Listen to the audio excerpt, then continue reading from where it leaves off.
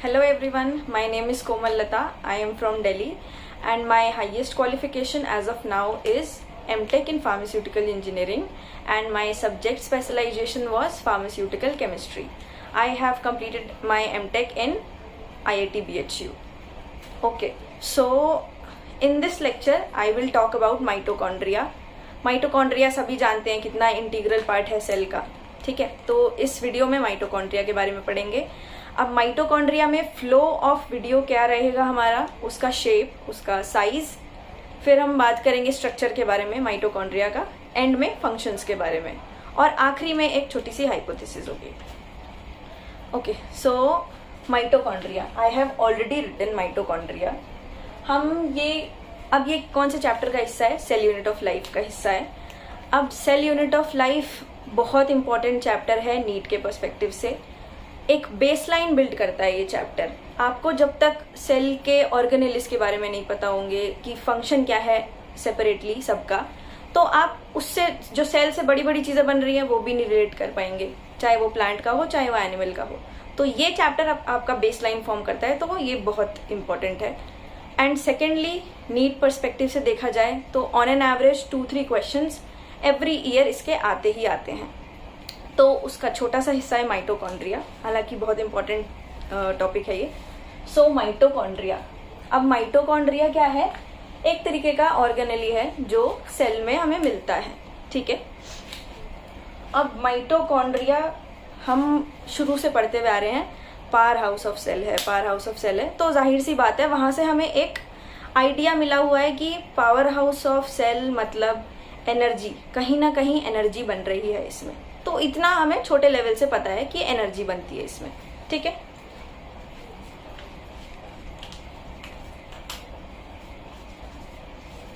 Energy synthesis.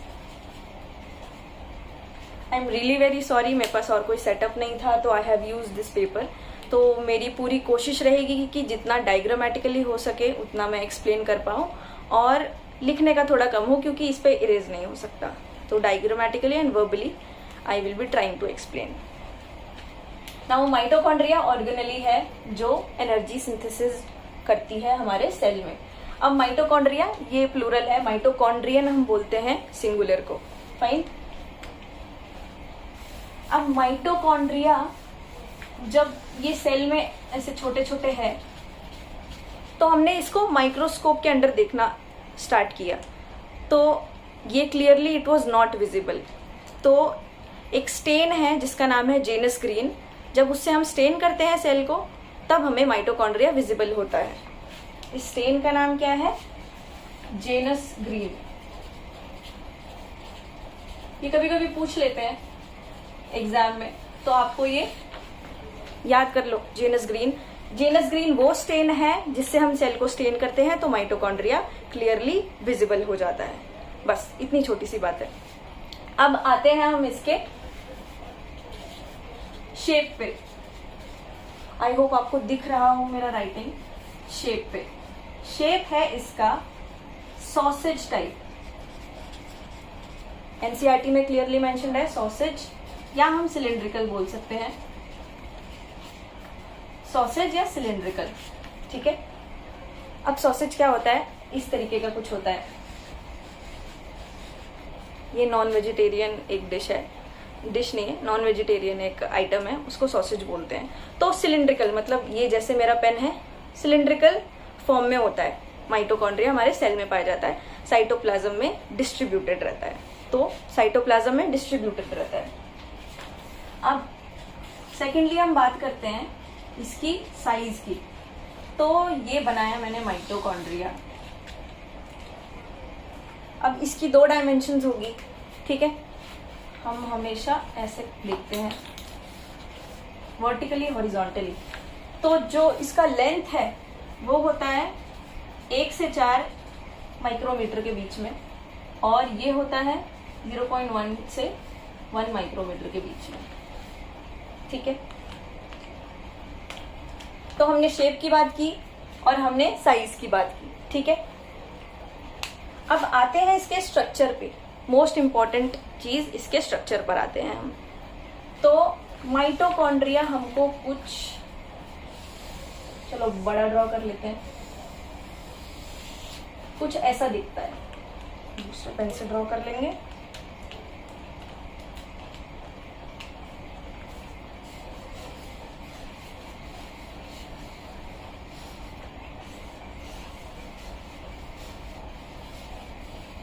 Mitochondria हमें कुछ ऐसा दिखता है, ऐसा दिखता है, ठीक है। अब हम इसके स्ट्रक्चर में देख सकते हैं, एक हमारे पास है आउटर मेम्ब्रेन, एक है हमारे पास इनर मेम्ब्रेन। अब जो ये बीच का स्पेस है इसको क्या बोलेंगे हम?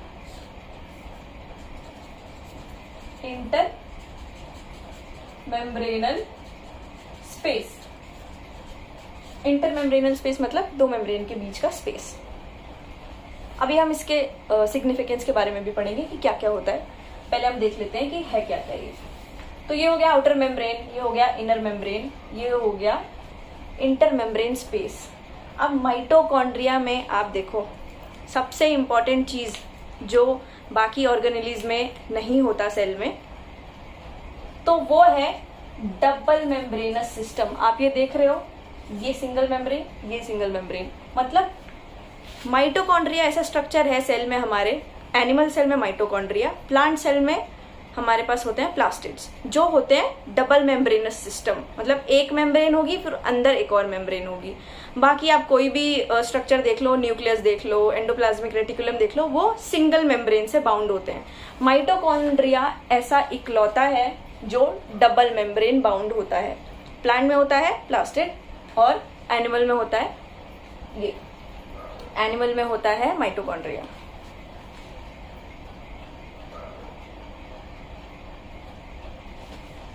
हाँ जी, तो अब हम देखेंगे ये जो इनर मेम्ब्रेन की जो फोल्डिंग्स हैं, ये आप देख रहे होंगे फोल्डिंग्स हैं और ये इनर मेम्ब्रेन से ही बन रही हैं। इसको हम बोलेंगे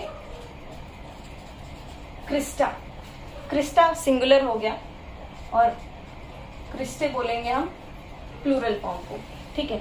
अब ये जो अंदर की स्पेस है उसे क्या बोलेंगे हम? मैट्रिक्स। अंदर जो स्पेस है उसे हम बोलते हैं मैट्रिक्स। तो अब ये देखिए, जो आउटर मेम्ब्रेन है वो माइटोकॉन्ड्रिया को किस हिसाब से बांट रही है? आउटर एनवायरनमेंट से और एक ये वाले स्पेस से। ये दो चीज क्रिएट कर रही है ना, एक से ये माइटोकॉन्ड्रिया के बाहर वाला हिस्सा और एक ये वाला हिस्सा। अब ये जो इनर मेम्ब्रेन है वो उसका क्या काम है? वो सेल को किस तरीके से बांट रही है?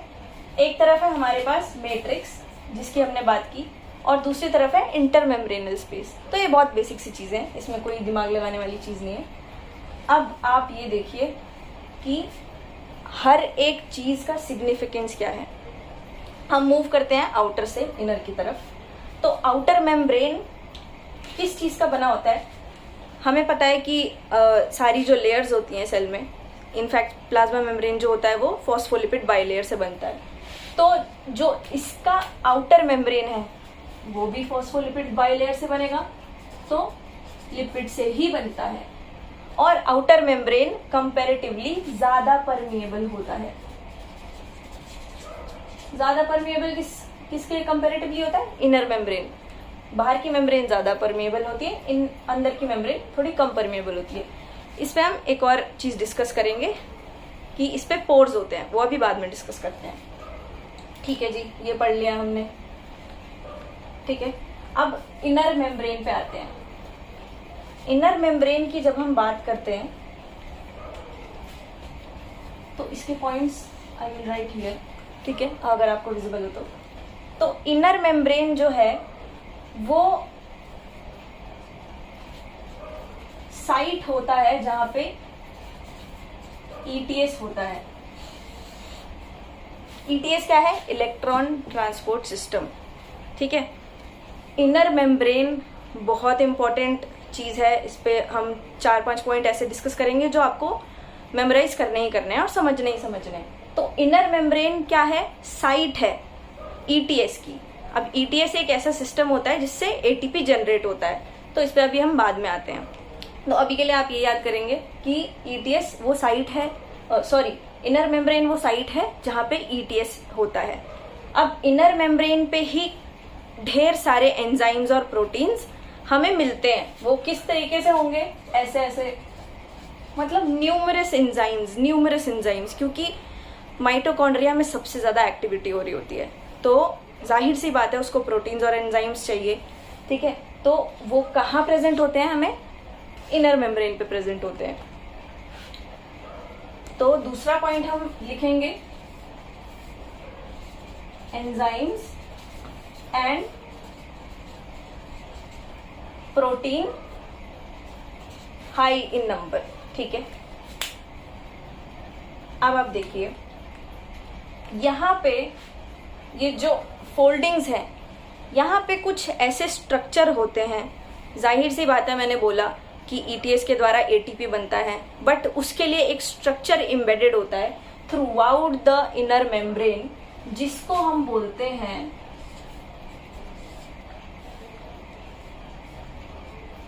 ये, सॉरी यहाँ नहीं लगा होता, ये ऐसे लगा होता है, क्रिस्टे पे प्रेजेंट होता है ये, सॉरी ये वाला हिस्सा नहीं होता, तो ये ऐसे प्रेजेंट होता है। ये छोटे छोटे स्ट्रक्चर को हम क्या बोलते हैं, ये छोटे छोटे स्ट्रक्चर है हमारे F0 F1 पार्टिकल। तो अभी तक हमने क्या देखा, आउटर मेम्ब्रेन लिपिड की बनी हुई है, इनर मेम्ब्रेन भी लिपिड की बनी हुई है। आउटर मेम्ब्रेन ज्यादा परमिएबल है, इनर मेम्ब्रेन थोड़ी कम परमिएबल है। Inner membrane is the main site of ATP production, और वो कैसे होता है, उस पे ईटीएस होता है इनर मेम्ब्रेन पे।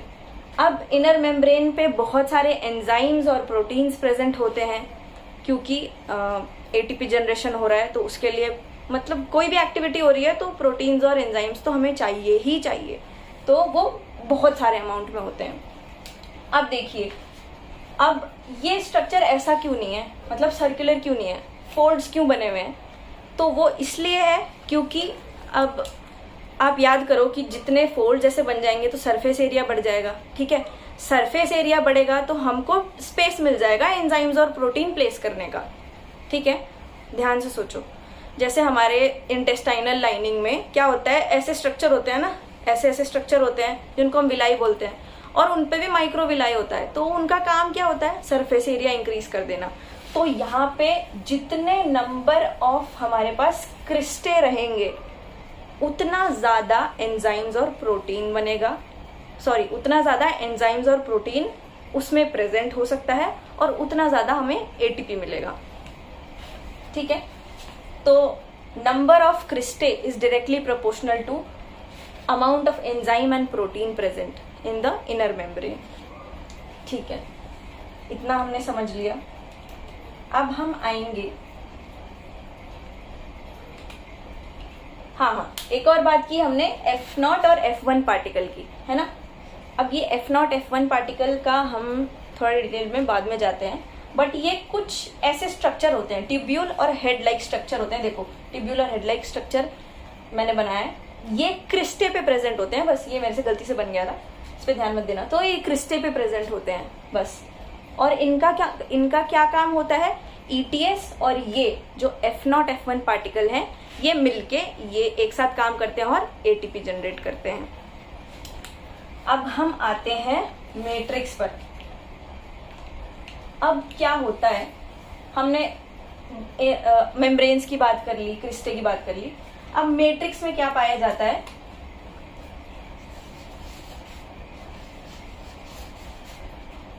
ये है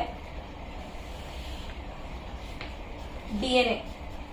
हाँ जी, सही बात, डीएनए। माइटोकॉन्ड्रिया के पास अपना खुद का डीएनए होता है, मोस्ट इम्पॉर्टेंट पार्ट, मतलब ये ऐसा पॉइंट है जो आपको पता ही पता होना चाहिए। माइटोकॉन्ड्रिया के पास खुद का डीएनए होता है, खुद का डीएनए है तो खुद का आरएनए भी होगा, आरएनए है तो प्रोटीन बनाने की क्षमता भी होगी।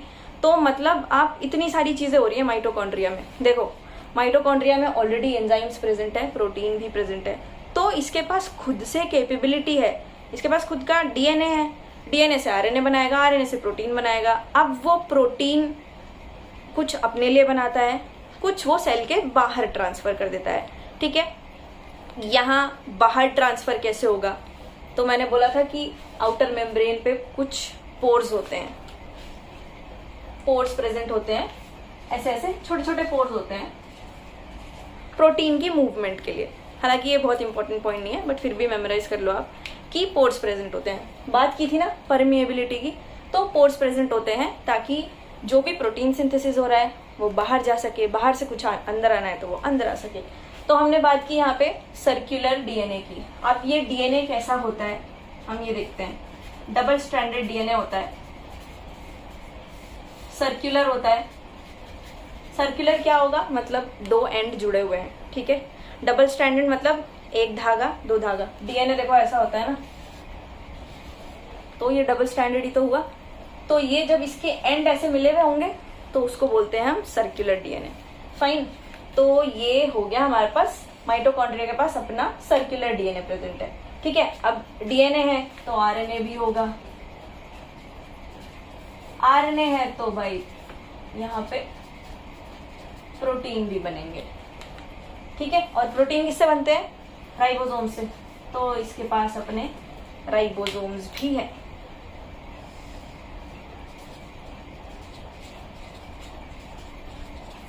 राइबोसोम्स भी हैं इसके पास अपने राइबोसोम्स।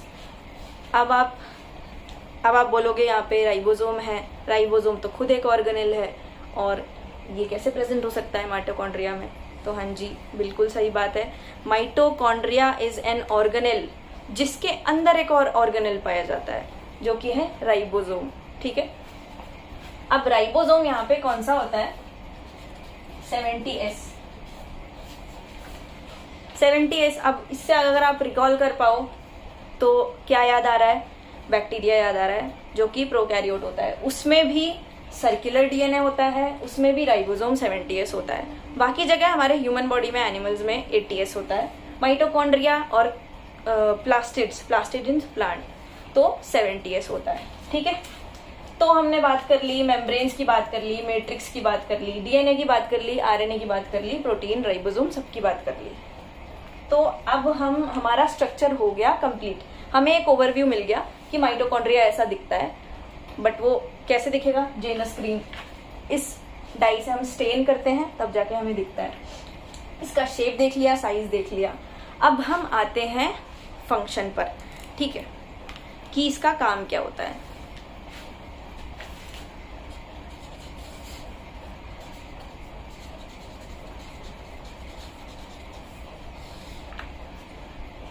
जैसे कि हमने शुरू में ही बात की कि मेजर फंक्शन इसका है एटीपी बनाना। जी सॉरी, इसको इधर कर लेते हैं।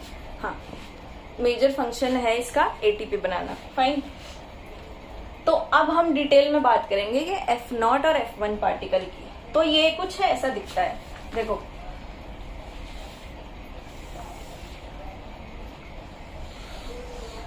ये मैंने बना दिया क्रिस्टल, ठीक है। ये आउटर मेम्ब्रेन है, ये इनर मेम्ब्रेन हो गई, ये हो गए हमारे क्रिस्टल,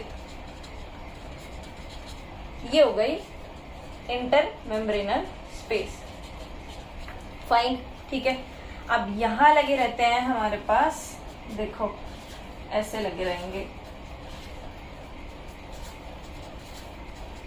ये यहाँ पे भी सेम लगे रहते हैं। मैं बना दूं, चलो ठीक है। अब इसको हम थोड़ा बड़ा करके देखते हैं, ठीक है ना। ये कुछ ऐसा सा दिखेगा, ठीक है। और ये हमारी क्रिस्टे मान लो, ये है क्रिस्टे, और इस पे ये ऐसे लगा हुआ है। अब आपको दिख रहा है कि एक ट्यूब्यूल जैसा कुछ है और फिर एक हेड जैसा कुछ है, तो बिल्कुल सही सोच रहे हैं। ये है इसका हेड और ये है इसका स्टॉक या बॉडी, और इसको हम बोलेंगे बेस, ठीक है ना। अब क्या होता है, ये मैंने बड़ा करके बनाया है आपको F0 F1 पार्टिकल, इसी को हम बोलते हैं ऑक्सीजोम। इसके और भी नाम दिए गए हैं एनसीईआरटी में, एनसीईआरटी में नहीं, हायर बुक्स में दिए गए हैं, बट F0 F1 पार्टिकल और ऑक्सीजोम। F0 जो है वो ये वाले हिस्से को बोलते हैं, इसका जो ट्यूब्यूल वाला है, और जो हेड वाला पोर्शन है उसको हम बोलते हैं F1। तो जी F1 किस तरफ है? मैट्रिक्स की तरफ है ना, और F0 किस तरफ है? मेम्ब्रेन की तरफ है। तो ये भी मतलब आप सोच सकते हैं। अब होता क्या है, ये फंक्शन कब करेगा? एक सिस्टम की बात की थी हमने यहाँ पे, ETS है ना। अब क्या होता है, ETS क्या करता है, ये वाला जो स्पेस है, आप ये स्पेस देख रहे होगे जिसको हमने इंटरमेम्ब्रेनल स्पेस बोला था। अब ETS फंक्शन करता है, ETS पे हम डिटेल में नहीं जाएंगे क्योंकि वो दूसरे चैप्टर का हिस्सा है और वो बहुत कॉम्प्लेक्स भी है। तो यहाँ पे बस ऐसे समझो कि ETS एक सिस्टम है जिसकी वजह से यहाँ पे ढेर सारे प्रोटॉन्स जमा हो जा रहे हैं। अब यहाँ पे एक्यूमुलेट हो गए, तो अब ये क्या करते हैं, ये मूव करेंगे यहाँ से, ऐसे बड़े करके दिखाते हैं। यहाँ ढेर सारे H+ हैं। अब जैसे ही ये प्रोटॉन ऐसे मूव करेंगे, तो मूव करके पहले आ कहाँ रहे हैं, ये ट्यूब्यूल वाले स्ट्रक्चर में, मतलब ये मूव कर रहे हैं F0 पार्टिकल से, F0 वाले हिस्से से मूव कर रहे हैं F1 की तरफ, ठीक है ना। अब जब ये एक्यूमुलेटेड प्रोटॉन्स इधर की तरफ मूव करेंगे, मतलब मैट्रिक्स की तरफ मूव करेंगे, तो क्या होता है, ये मान लो F0 है और ये F1 है, तो ये जो हेड है ना इसका, वो ऐसे घूमेगा।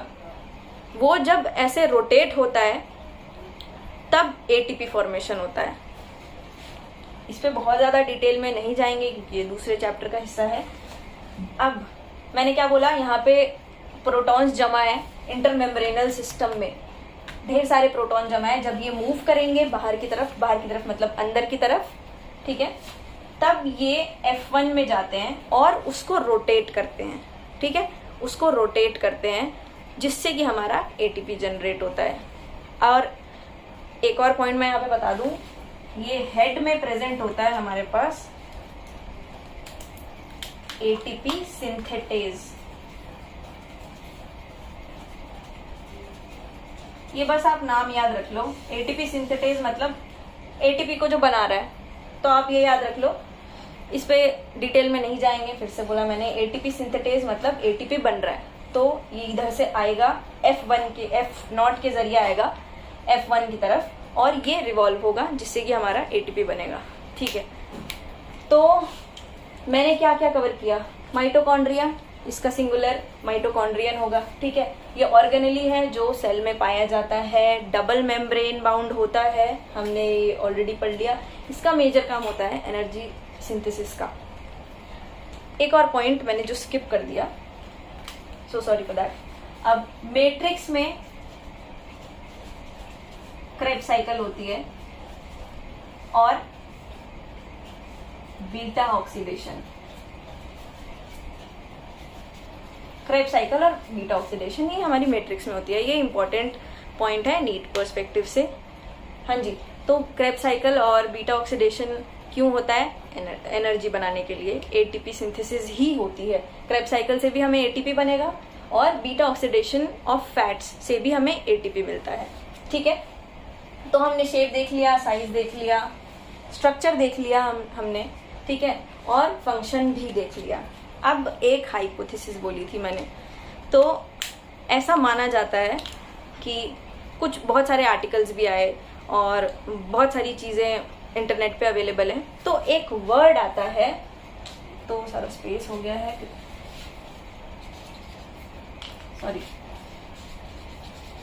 एंडो सिम्बायोटिक,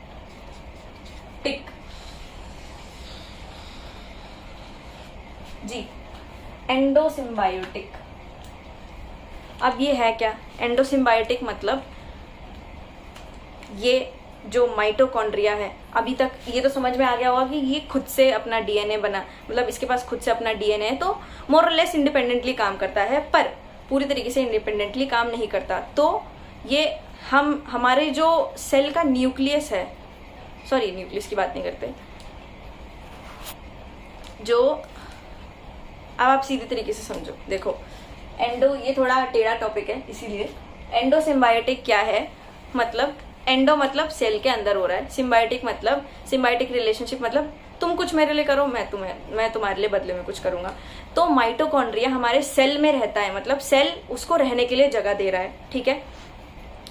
और बदले में माइटोकॉन्ड्रिया क्या करता है, ढेर सारा एटीपी उसको देता है बदले में, ठीक है, जो कि डिफरेंट फंक्शंस के लिए यूज होता है एटीपी। तो इस रिलेशनशिप को बोलते हैं हम एंडोसिम्बायोटिक, ठीक है। और माइटोकॉन्ड्रिया के बारे में एक और इम्पॉर्टेंट पॉइंट कि इसको सेमी ऑटोमेटिक बोलते हैं। Semi automatic, I am not sure कि एग्जैक्ट वर्ड क्या है, पर ये इंडिपेंडेंटली काम कर रहा है पर पूरी तरीके से नहीं, क्योंकि कुछ प्रोटीन्स और एंजाइम्स ऐसे होते हैं जो इसको बाहर से मिलते हैं, जो हमारा न्यूक्लियस बनाता है और वो पोर्स के थ्रू अंदर आते हैं, ठीक है। अब एक हाइपोथेसिस मैंने बोली थी, हाइपोथेसिस ऐसी है कि कुछ हद तक ये सही भी है पर आई डोंट नो, ठीक है, फिर भी आपको मैं बताती हूँ। ये हाइपोथेसिस ये है कि ऐसा सोचा गया कि जो यूकैरियोटिक सेल था, उसका शेप की बात नहीं करते, यूकैरियोटिक बड़ा सा सेल था, उसने क्या किया, छोटे से प्रोकैरियोटिक सेल को इंजेस्ट किया, ठीक है। ये छोटा सा मान लो ये प्रोकैरियोटिक सेल है और ये यूकैरियोटिक सेल है बड़ा सा, इसने इसको इंजेस्ट किया, ठीक है। ये बैक्टीरिया की बात हो रही है, प्रोकैरियोटिक, वो इंजेस्ट किया और अपने अंदर रख लिया, ठीक है। अब ये दोनों, ये और ये आपस में सिम्बायोटिक रिलेशनशिप में है, ठीक है ना। तो ये हाइपोथेसिस क्रिएट की गई थी, मतलब ऐसा सोचा जाता है कि फिर ये जो प्रोकैरियोटिक सेल था वो जाके माइटोकॉन्ड्रिया बन गया। ये बस एक हाइपोथेसिस है। अब प्रोकैरियोटिक बैक्टीरिया को माइटोकॉन्ड्रिया से क्यों रिलेट किया है, क्योंकि देखो कितनी सारी सिमिलैरिटीज है। इसमें 70S प्रेजेंट होता है राइबोसोम, और प्रोकैरियोटिक बैक्टीरिया में भी 70S ही प्रेजेंट होता है। इसके पास एक सर्कुलर डीएनए है जो कि वहां पे भी प्रेजेंट है, हमें बैक्टीरिया में भी।